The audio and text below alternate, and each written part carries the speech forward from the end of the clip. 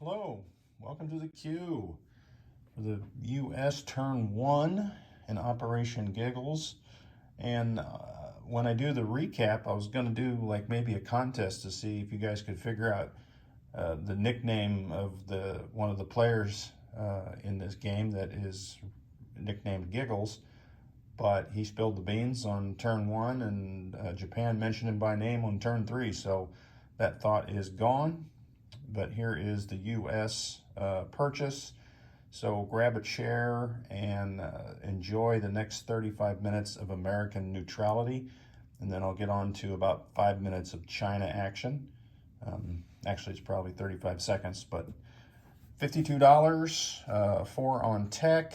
And we purchased a destroyer, carrier, 2 fighters, infantry, and we saved $1. China, with their $12, managed to scrape up 4 willing participants in the Chinese-Japanese struggle. All right, so for the moves for the U.S., let's see what we got going over here. I'm just going to grab them, and we're going to take 2 mechs, and that's it. And we're going to take those 2 mechs to the other side of the board, where the real action is. And those 2 mechs basically were just driving over here. Oh, I didn't put them in the viewfinder here. Over to the western United States. So we'll have 3 there. All right, so the Japanese fleet has pooled off China there, French Indochina and Hong Kong and that whole area. So there's no threat to the U.S., so we will move some stuff out. What we'll do, we'll take this transport, we'll send it back. The transport that is up here, where is it? Here it is. We'll grab an infantry and an artillery, or no, anti-aircraft gun first.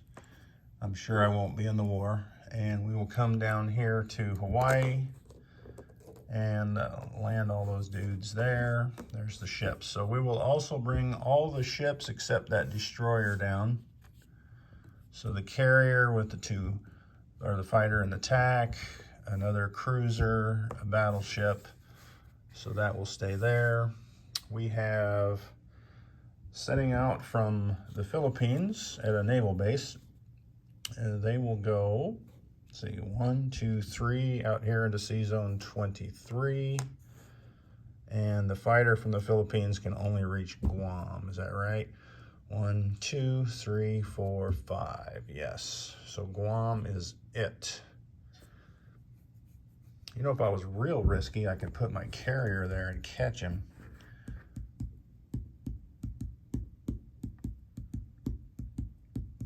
But what good is that, I wonder? There's no war coming, right? Nah, we'll leave it like it is.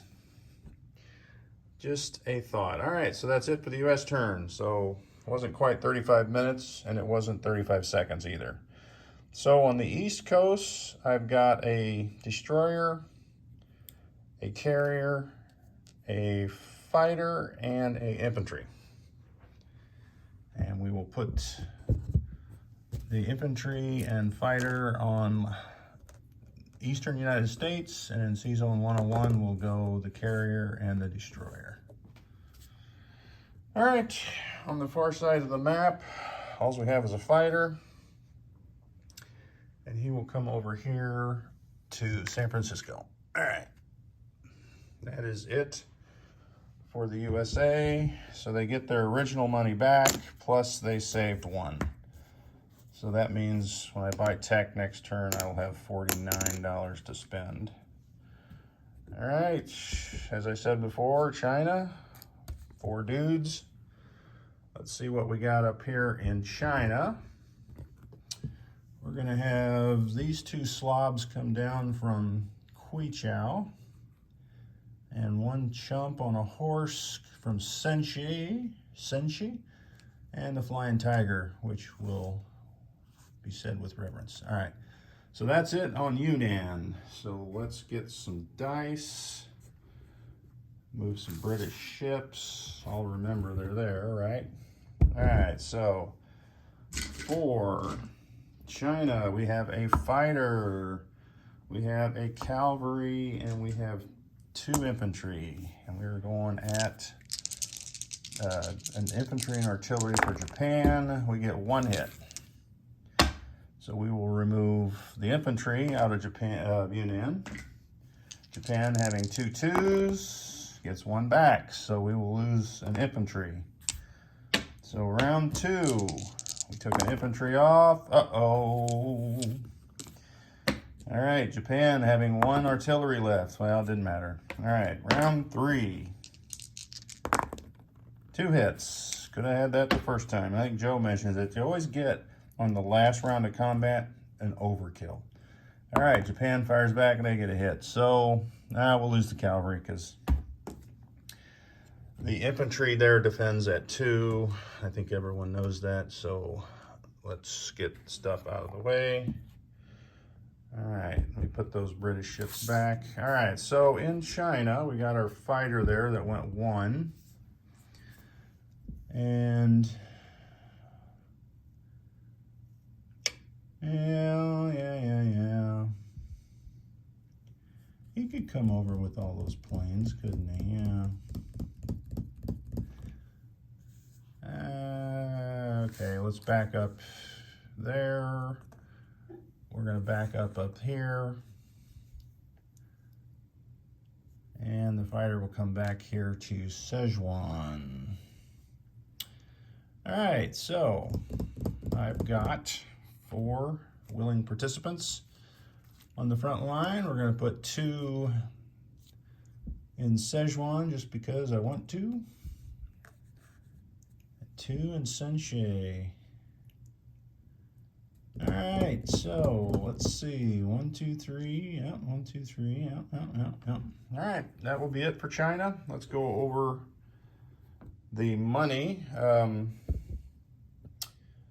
While I'm doing that, let's say, maybe I should move these up a little higher. There we go. Sorry about that. China goes up to 9. Japan goes down to 4. So that was, Yunnan was costly for them.